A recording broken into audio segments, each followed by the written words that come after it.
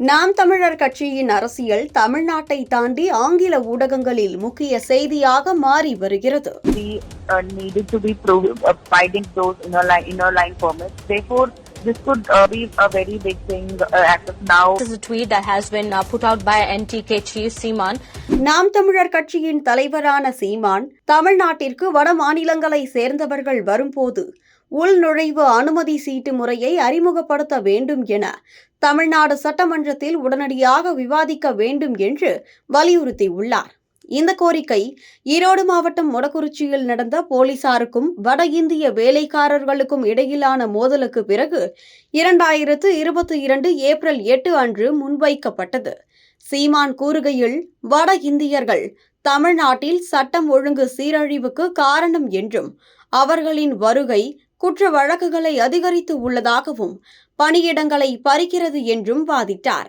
இதனால் அவர்களின் எண்ணிக்கை, பணி விவரங்கள், தங்குமிடம், சொந்த முகவரி ஆகியவற்றை பதிவு செய்யும் சீட்டு முறை தேவை என்றார்.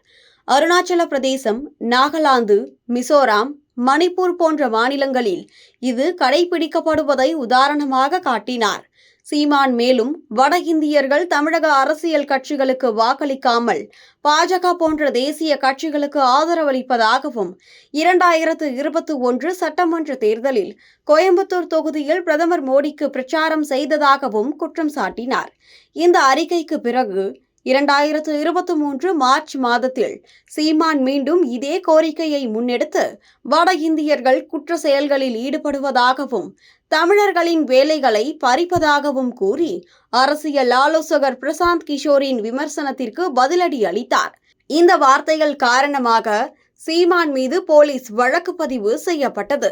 ஆனால் சீமான் தனது நோக்கம் வட இந்திய தொழிலாளர்களை தாக்குவதல்ல, அரசுக்கு எச்சரிக்கை அளிப்பதே என்று தெரிவித்தார். இந்த சம்பவம் இந்தியாவின் முன்னணி ஆங்கில ஊடகங்களான India Ahead, Indian Express, New Indian Express, Hindustan Times ஆகியவற்றில் பரவலாக வெளியானது. குறிப்பாக இந்தியா அஹெட் 2022 ஏப்ரல் 8 அன்று introduce inner line permit for north Indians entertaining Tamil Nadu NTK chief Seeman என்ற தலைப்பில் விரிவான செய்தியை வெளியிட்டது. இதில் சீமானின் கோரிக்கை மற்றும் அதன் பின்னணியை விளக்கியது.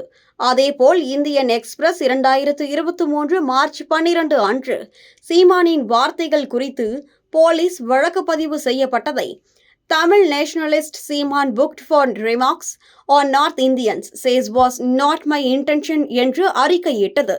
இந்த விவாதம் தமிழ் தேசியவாதிகளுக்கும் வெளிமாநில தொழிலாளர்களுக்கும் இடையிலான பதற்றத்தை பிரதிபலித்தாலும் சீமானின் கோரிக்கை தமிழ்நாட்டின் உள்ளூர் மக்களின் வேலைவாய்ப்பு மற்றும் பாதுகாப்பை உறுதி செய்யும் நோக்கத்தில் உருவாக்கப்பட்டது.